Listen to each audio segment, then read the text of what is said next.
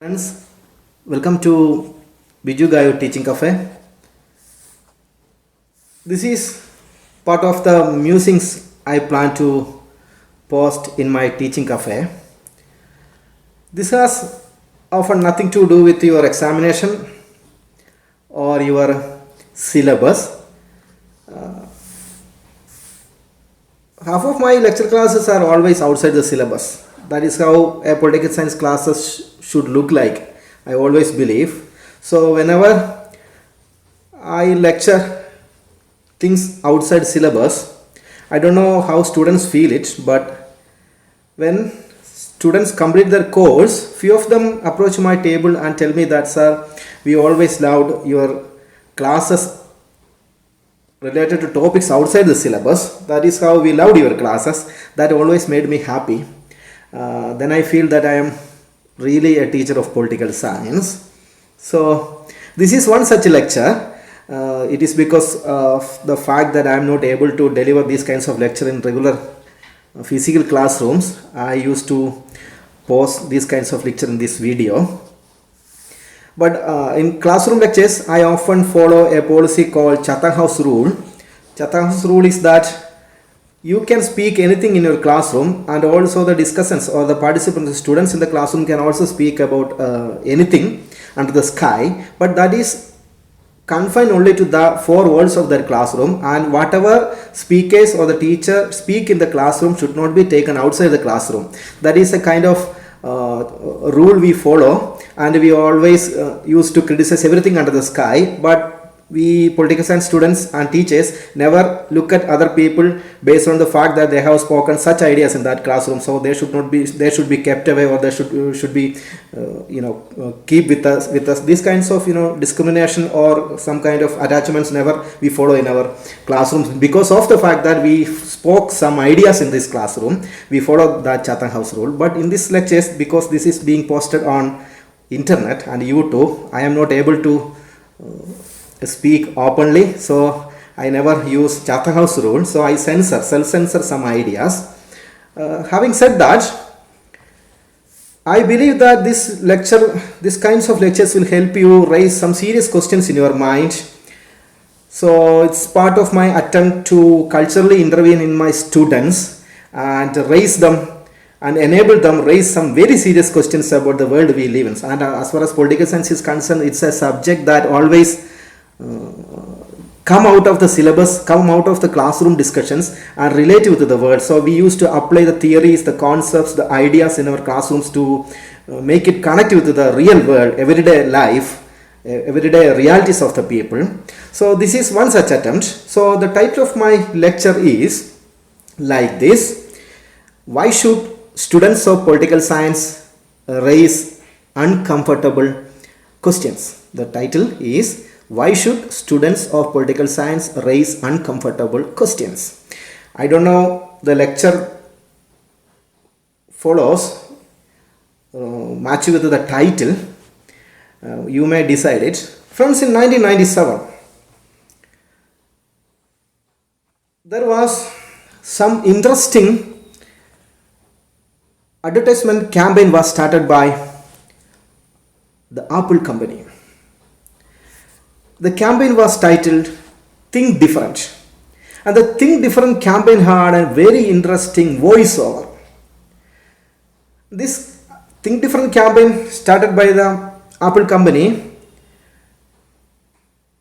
was between 1997 and 2002, and it showed iconic footages of rebel leaders of the world such as Mahatma Gandhi, Martin Luther King. Friends, these arts in fact embodied a tech worldview, or a worldview related to the techies in the Silicon Valley. What is it? The technology entrepreneurs in Silicon Valley those days used to have a worldview that their technology related work is more philosophical, as well as it got commercial importance, but that is not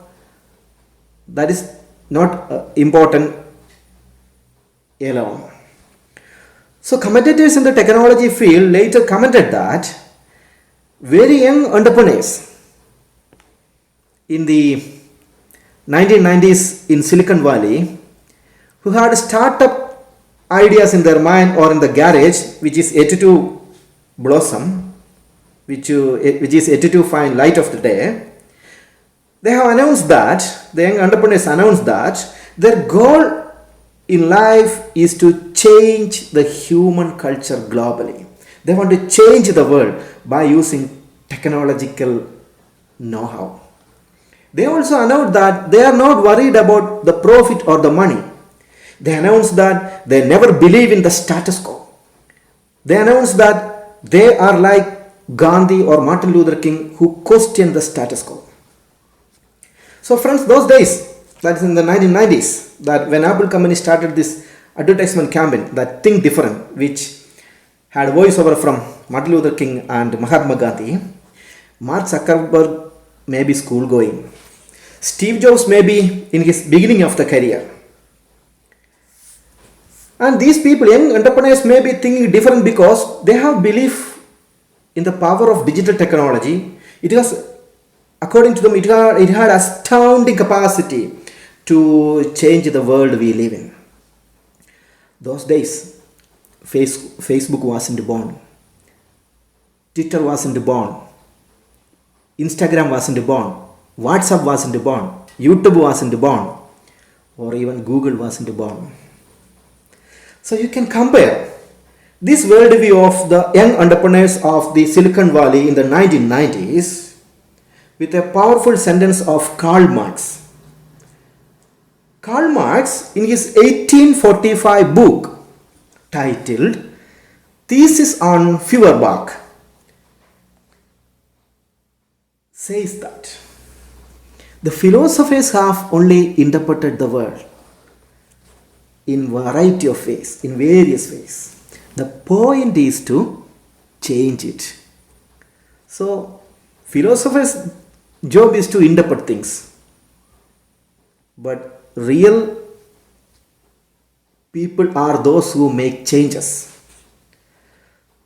So, you can consider this sentence of Karl Marx with the sentence of another very important person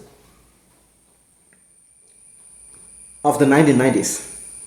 It was from Tim Berners-Lee, who was also a part of that worldview of the 1990s that technology can change the world globally. And Berners-Lee said, we are not analyzing a world. We are not analyzing a world. We are building it. So that represents a worldview that technology people are not going to analyze the world. They want to change the world. So this sentence from Berners-Lee, who invented World Wide Web, in fact resonated with what Karl Marx said. Both Karl Marx and Berners-Lee had nothing in common, but they have one thing in common. What is that? Both of them had a belief in the distinction between making change and merely thinking about change. They had one thing in common. What was that? Karl Marx and Berners-Lee had one thing in common. What was that? That both of them had a similar belief in the distinction between making change and thinking about change. Both of them have changed the world they live in. Sure. So Berners-Lee has famously said, we are not experimental philosophers. We are philosophical engineers. So friends, this mindset of Berners-Lee is a reigning idea of the world we live in. It is a reigning idea, a dominant idea of the tech world, that tech people are philosophical engineers. They are philosophical engineers. So political science is, of course, and political science and liberal arts are merely thinking about change. They are not changing it. They think a lot about, they study a lot about change, how changes take place, who brings change, what are the ethos of the change. Of course, political science as an academic discipline is not making any change in the world we live in. We simply study things. We are just thinking about how changes happens. We simply study about how changes happens.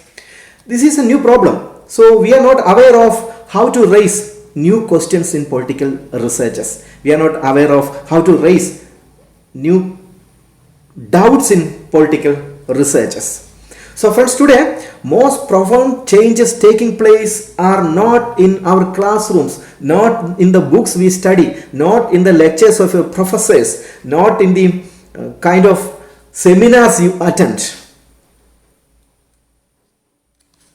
These changes are really brought in places like technology laboratories, scientific research facilities, tech firms, data centers. Friends, there is a huge gulf between liberal arts subjects and science subjects in the current world.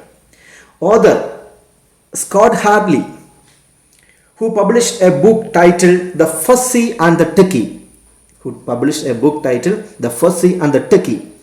Why the Liberal Arts Will Rule the Digital World. The title is very interesting. The Fussy and the Techie, Why the Liberal Arts Will Rule the Digital World, remembers that he first heard the term fussy and techie while he was studying political science at Stanford University. In Stanford those days, when he was studying political science, if you had a major in humanities subject or social science subject or liberal arts subject, people will call you in Stanford as a fussy. That man is a fussy because he studies social science or political science or liberal arts. And those who graduate in computer science or in other science disciplines, the Stanford people used to call them as techie. That's why he used the title The Fussy and the Techie. So political philosophy or social policy studies rarely figure out in degree programs in sciences, technology, engineering and mathematics. That's why this division existed in the Stanford of those days. It is an illogical and irrational classification that techies and fussies. There is no such boundaries between science and non-science subjects, or liberal arts and natural science subjects. But there is a very serious problem. What is that? If you ask an average political science student about how computer works, what is social robotics, what is artificial intelligence, what is machine learning, what is data mining, what is autonomous cars, what is artificial intelligence doctor or AI doctor, what is speech recognition technology, what is face detection technology, a student of political science, a student of liberal arts would keep silence because they don't know. This is the same with a techie also. They don't know majority of concepts, social concepts that currently reign in our world. In tech firms, most of the groundbreaking technologies developed are by very few engineers. They are tasked with, these technological engineers are tasked with thinking hard about the consequences of the technological inventions. As time goes on, of course, in the 21st century, we need more philosophical engineers who think like young tech professionals of the Silicon Valley of the 1990s. Think different. That Apple campaign, you remember. We need more philosophical engineers. You know what is the purpose of political theory? You know what is the purpose of political research? Isaiah Berlin once said, the purpose of political theory is to assist humans to understand themselves and thus operate in the open and not widely in the dark. You are not supposed to operate from behind something. You are not supposed to operate in the hideout. You have to operate in the open. Political theory will help you. That's what Isaiah Berlin said. And political theory aims to understand politics through rich concepts. The subject had developed so many rich concepts to understand our current world. It was developed over many centuries. We ask so many questions. What is power? This is one of the important questions in political science. What is power? when should one get freedom and when it be curtailed? Does democracy require everyone as an equal ability to shape political process? Whether all the people will get equal power, equal share in decision making in a democracy. These are sort of questions we often ask in political research or in political theory. So we form theories by asking very tough questions. Political science people ask very tough questions. That's why that should be politics. That is what politics is. You should ask tough questions, and you should not be someone who favors status quo. So we had some very great minds such as Plato and Aristotle in the ancient Greek academies. They had raised some very tough questions. We had Thomas Hobbes and Jean-Jacques Rousseau in the early modern world of Europe. And we have John Rawls and Hannah Arendt in the 20th century, who are doyens of political theories. So these political philosophers have critiqued, challenged the norms of their time. They raise uncomfortable questions in their time. Best thing about political research is that it deals with big themes and big questions in politics of that time. So for that matter, I will tell you 4 very important key questions that a political science student always asks. One is power. That you should always ask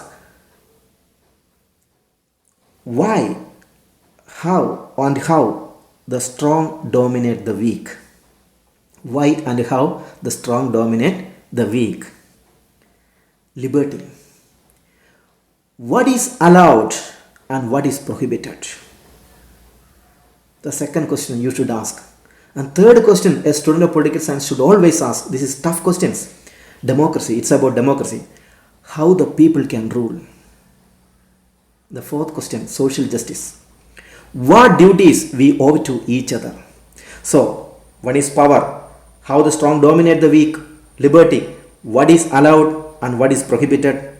Third, democracy. How the people can rule. And fourth, social justice. What duties we owe to each other. Friends, here comes the importance of big questions we need to ask in the 21st century, in the days to come. So political science students should ask some uncomfortable questions in the days we live.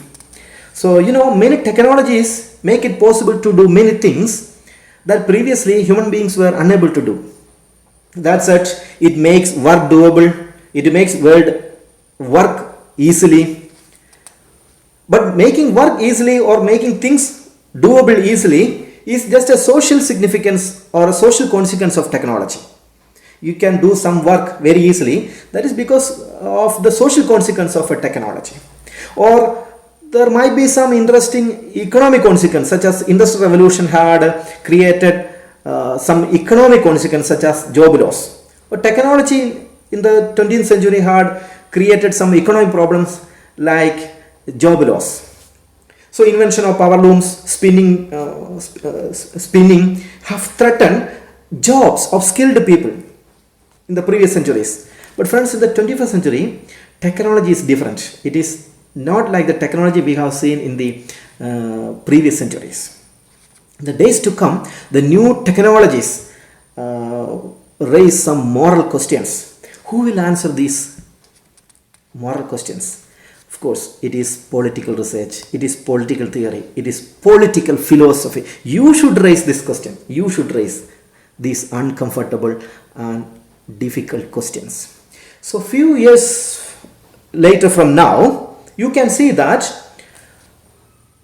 we will see things that we have only seen in science fiction. And what is being narrated in the science fiction will become the new normal in the days to come. Then you have to pose serious questions. You have to raise uncomfortable questions. Even if it is uncomfortable, you have to raise these questions. Because you remember Sophia, a social humanoid robot developed by a Hong Kong based company Hanson Robotics. It looks like humans and it can speak, it can remember, it can speak almost all the language, and it is a very intelligent humanoid, social humanoid. Friends, you imagine the problem with this Sophia. You imagine in the days to come, if people prefer to have sex with a humanoid robot instead of a physical human being. Difficult? You sound something strange? You should ask this question. Should it be legally permissible?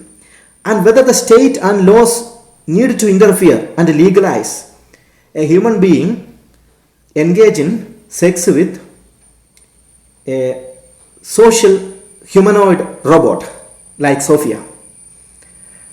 But this question doesn't end up only there. What if that humanoid sex robot look like your favorite celebrity and your robot factory has manufactured that robot even without the knowledge of that celebrity? And you want a sex robot look like your favorite celebrity, but the celebrity doesn't know that. What if you design a humanoid sex robot identical with your best friend's spouse, and you ordered that your humanoid sex robot should look like your favorite friend's spouse? Friends, of course, it would seem for laws and the state not to allow. It should not be allowed from the perspective of state and from the perspective of laws. But people in the days to come will argue that what you would do in the privacy of your home without harming anybody is nobody's business. What you are going to do in the privacy of your home, and that is also a virtual environment, and that all these things happen in a virtual environment, is nobody's business because it is your privacy. People will argue with you. Or there is a dangerous situation. You imagine a situation in which people is going to have sex with a humanoid. That is an adaptation of the child of an avatar. Pedophilia, child sex. It's brutal according to modern standards. But people will argue that they are engaging in these kinds of activities in the privacy of their home, and it is also a virtual environment. Why do you interfere in that matter? It's not your business to interfere, right? So, friends, in India, people can watch porn, but you are not legally allowed to produce it or share it. Friends, people will raise some questions. Without producing and sharing, how can people watch porn? In the days to come, you will face these kinds of uncomfortable questions. That's it. Your Google search is an AI-based software program which functions almost identical with the human brain. That's it. You enter some keyword searches on Google. The search engine might predict next time when you visit the search engine, you might be looking for some particular things because your search history proved that you are interested in some particular kind of or a particular pattern of information. That raises some questions. Can technology be allowed to perform like human brain, and will there be a chance of these human-like machines, AI machines, conquering your cognitive abilities to remember, to love, to affection, to emotion? Right. These are difficult and uncomfortable questions we will face in the days to come. So these are new questions. Your political theory research needs to address and find answers, friends. But these questions are not new questions. These questions were raised even in the 20th century. For example, E.M. Foster in the book The Machine Stops, the 1928 book, that portrayed a world in which humans were subordinate to machines. That was written in the 1928, the 20th century, in the beginning of 20th century. Friends, students of political science has to come out of their cocoons. They are in a shell. They are in the old world. They are raising some old questions related to state, some minorities, some ideologies, like Marxism, liberalism, postmodernism. These kinds of questions are relevant, but the context, the social context has changed because technology has already conquered our social world, and old ethos, old way of human interactions are no more existing in our everyday life.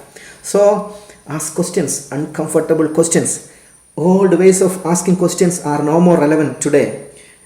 How Dalit live, how women lives, how minorities live, how people are being persecuted. These are relevant questions, but the context has changed because technology is everywhere, which is going to conquer us. So friends, in the 21st century, our issues will be different. So you have to change your radar, your eyeglass of looking at things. You fine-tune your questions, fine-tune your mind, be open-minded, be creative, be imaginative, and bring life to political science. So may your undergraduate programs help you formulate good mind. Friends, this is my fringe thoughts about how political science should look like in the days to come in the 21st century. I don't know whether I have communicated the clear idea, I don't know whether the title of the presentation match with the kind of presentation I have done. Anyway, thank you for listening. You can post questions to my YouTube channel in the comment box. You raise some questions. That's what the whole presentation was about. Thank you for listening. Thank you. Stay safe.